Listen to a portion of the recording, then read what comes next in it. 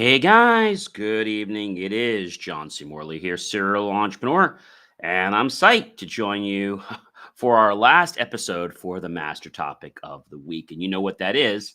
That is Developing Effective Study Habits, Series 3, Show 43. Tonight's episode number 7. We'll get into what the granular topic is in just a second. But thanks so much for being with me at 7:27 p.m., 7:27 a.m., 3 a.m., 3 p.m., 6 a.m., 6 p.m. Doesn't really matter. Thank you so much for being here. Do be sure to peruse believemeachieve.com for more of my amazing, inspiring creations that I know will change your world for the better. All right, guys, this is that opportunity for you guys to go grab that delicious, wonderful, refreshing, icy cold or hot beverage that you enjoy.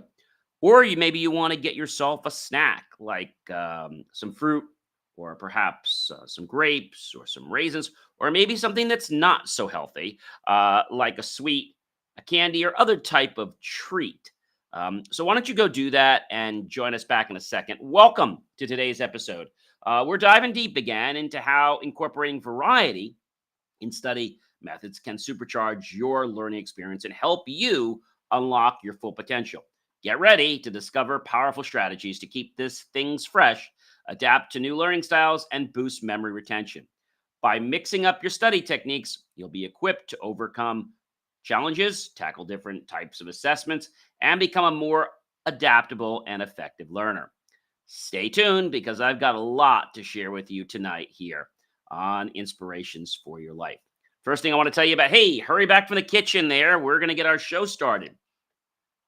Boosts engagement and prevents boredom. Okay. So we're talking about how we can unlock tonight smarter learning with variety, different things we can do. So again, boost your engagement and prevent boredom. So when you use different study methods, it keeps your brain engaged, active, and prevents learning from becoming monotonous, like a chore, right? Switching things up, whether through videos, flashcards, group discussions, or hands-on activities, adds an element of surprise and makes studying feel not like a chore, but something fun. Okay. The variety keeps motivation, and the high that you get makes learning more enjoyable. So, whether it's through videos, flashcards, or group discussions, or hands on activities, add an element of surprise and make studying less like a chore. All right. So, remember to definitely spruce up your variety. Number 2, cater to different learning styles. I often say the word modalities. Everyone learns different, and incorporating a mix of study techniques ensures that visual, auditory, kinesthetic, and reading, writing learners all benefit. For instance, visual learners might enjoy diagrams and charts, while auditory learners could prefer listening to recorded notes. By covering multiple styles, you're more likely to find what resonates best with you and enhance your learning experience. Remember, there are people out there that are also kinesthetic, like myself. And kinesthetic are the people that want to get in and do something. Like if you're going to teach a cooking class, I'm not going to lecture you. We're actually going to do it. You're going to do it with me. And remember that everyone has more than one learning style. Usually you'll have two. You'll have a primary and you'll have a secondary. So my primary learning style, I'll have to say, thinking about, a lot of different things, is probably going to be kinesthetic first. And my second one is probably going to be, it floats, but I would say for most things, um, the kinesthetic is primary. And I would say auditory is probably my second one. Enhance your memory retention, everyone. Different study methods stimulate various parts of the brain, improving your ability to retain and recall information. For example, using flashcards helps with active recall, while summarizing content in your own words reinforces understanding. Mixing up techniques strengthens neural connections, building more pathways in your brain and making the information stick more effectively and allowing you to access it. Build multiple cognitive skills, everyone. This is key. So, engage in diverse study methods. Help develop different cognitive abilities, problem solving tasks, memory games, and critical thinking exercises. And this can each target specific skills. skills, such as resulting in a well-rounded approach to learning. And this not only will boost academic performance, but also prepare you for real-world problem solving. Prepare for different assessment types. This is key. Studying in various ways will help you better equip yourself to handle different types of exams, whether it's multiple choice questions, essays, or practical applications. By using a range of study techniques, you're able to approach questions from different angles, making it easier to adapt to the format of the assessment. Number 6, increase adaptability. Using a variety of study methods makes you more adaptable as a learner. When faced with a new challenge from a subject or unfamiliar area, you're more likely to adjust your approach and find effective ways to learn the material. This flexibility is a valuable skill in both academic and professional learning settings. And I want to also say in your personal world. Now, many people say to me, John, I don't learn in my personal world. Yes, you do. And if you're not learning in your professional world, and let's say not learning in your, let's say your personal world, I should say, people are going to get angry. And the reason is that you're not growing. You see, you have to realize that you have to grow personally, you have to grow in business, and you have to grow in volunteer if you're doing that. Promote active learning, everyone. Incorporate a variety by encouraging you to actively engage with material instead of passively absorbing information, right? Techniques like group discussions, teaching concepts to others, teachbacks, or conducting experiments and making learning a more interactive process leads to a deeper understanding of the subject matter. Maybe you're going to ask questions. Maybe you're going to have somebody just suddenly continue on the topic. I've done this in class where somebody was like, well, that's a great idea, Joe. Why don't you come up here and share your point, and we'll go from there. And I think a lot of people get, let's say, nervous because they don't know. And so you have to be confident in yourself. We said this before, believemeachieve.com, right? It's not just my link tree, but it's also my slogan. Improve your concentration. Switching up study methods can help you maintain focus for longer periods. Changing activities or studying in short, varied bursts prevents mental fatigue and keeps your mind sharp, making it easier to concentrate on the task at hand. Do you guys remember what we talked about yesterday? We talked about something really interesting yesterday. We talked about a certain type of timer. Does that ring a bell to anybody? Does anybody remember last night's show? So this was something I think that a lot of people, again, did not expect. But we talked about a lot of cool things. And so when we think about the ability, ladies and gentlemen, to use a specific type of timer. Do you guys remember what this was called? We talked about focus sessions and things like that. Does that ring a bell to anybody, or am I just going over your head at the moment? So we were talking about these different types of timers, right? The Pomodoro timer. And we also said that you could set a focus session in Windows very easily by just clicking on the little bell, clicking on the little play where it says focus, and will automatically kick off a focus session for you. A focus session is a good way to keep you peeled on what's going on, but also gives you the alert when it's time to take a break. Remember, with the Pomodoro method, you actually will set your timer for about 20 minutes. When the timer goes off, you take a short little break. Maybe it's a little walk around, maybe it's a snack, and then you come back and you do it again. And then after you've done that succession in 4 Pomodoros, then you take a longer break, and then you repeat this process again. Maybe that break might be an hour or a couple hours, right? When you put something away and you come back to it, it always seems different, almost like a different pair of eyes. So that's very, very important to increase and have better concentration. Encourage exploration and curiosity. Trying different ways to study can inspire a sense of curiosity and encourage you to explore subjects in greater depth. You may find yourself delving into additional resources, experimenting with new techniques, or even developing a passion for a lifelong learning. You know, if you asked me many years ago would I have enjoyed reading, and I would have told you no way. But suddenly it was like I got comfortable with reading. And I think that's important. And this is a very good question to ask everyone here. So, how do we get comfortable with reading? Because I know a lot of people hate reading. So, there's a couple ways. One, ladies and gentlemen, is important to read in the beginning what you like. Remember, if you're a slow reader or if you struggle to read, that doesn't mean you're not smart. I want to tell you that right up front. Drop everything and read. Read whatever you want, but make time for it. This is important, ladies and gentlemen. If you want to read more, make sure you have books all over your life.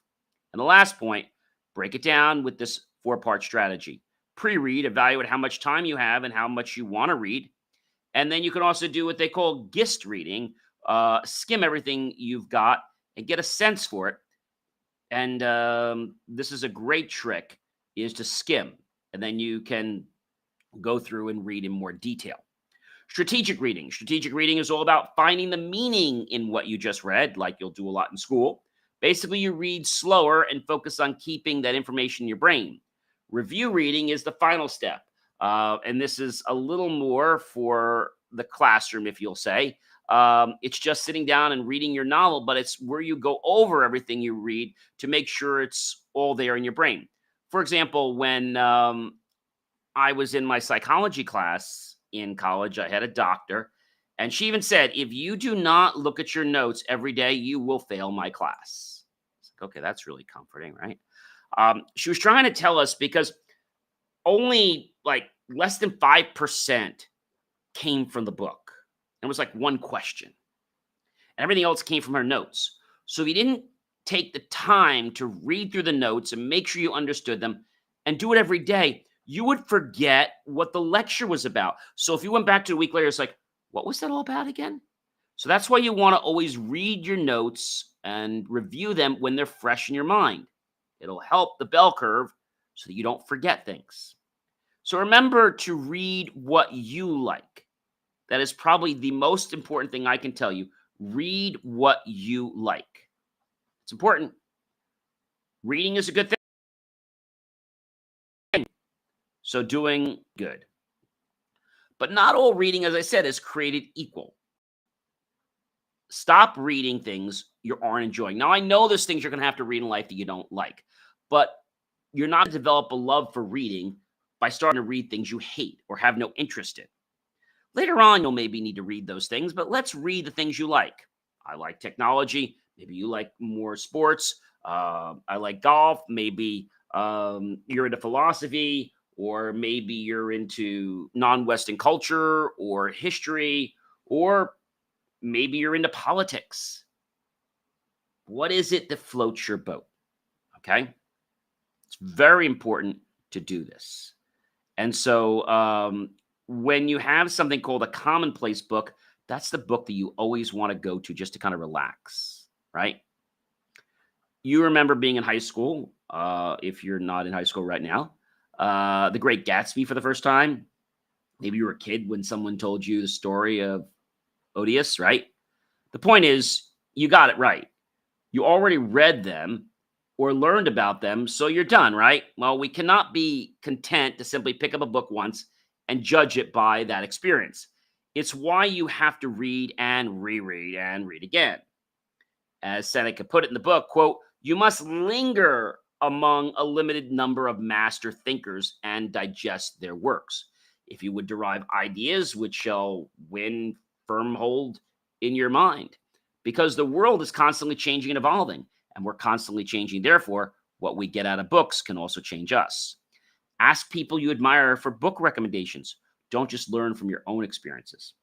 Get out of a dry spell, right? The path to wisdom is not a straight one. You may have to read lots of different things.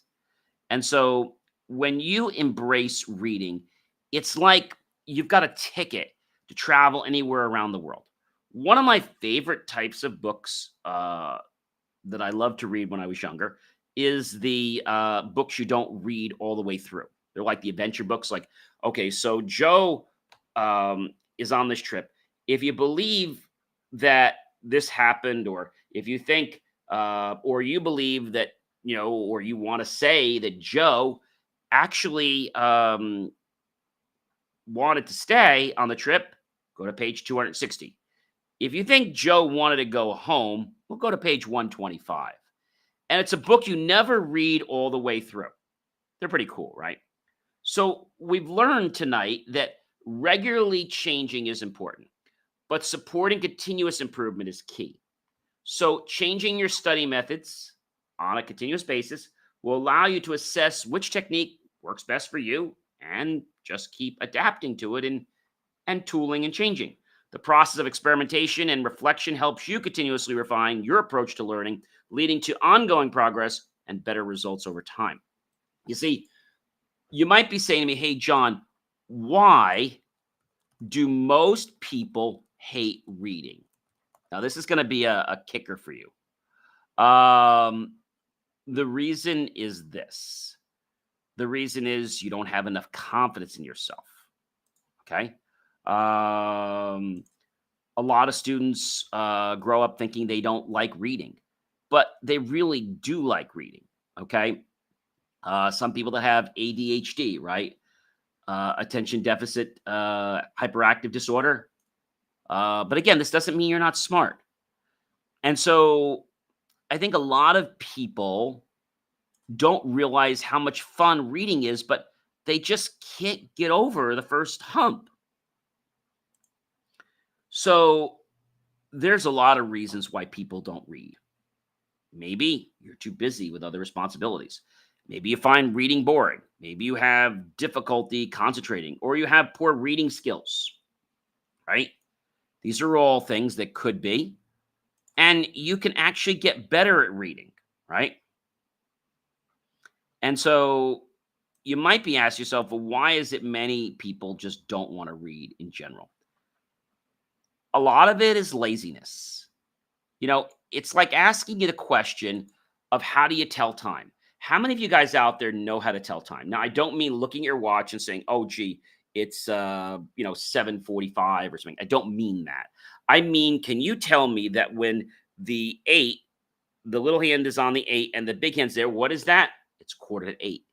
But can you translate that back and forth? You know what 8 o'clock is. You know what 8 quarter after it is, half past the hour, right? So I think a lot of people want the quick way. I know my grandparents on my dad's side would not buy me a digital watch until I learned how to tell time. So at the time, no pun intended, I wanted this Casio watch, which was pretty cool.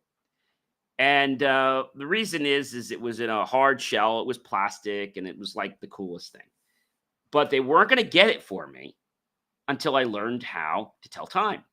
So my grandmother got me a very nice watch, beautiful watch from Switzerland. And she'd always ask me, what time is it? And finally, I just, that was the only watch I had. So I had to learn how to tell time. In school, they didn't have digital clocks. And, I knew when the hand was a certain spot, I knew that it was time to leave. But how do you tell time?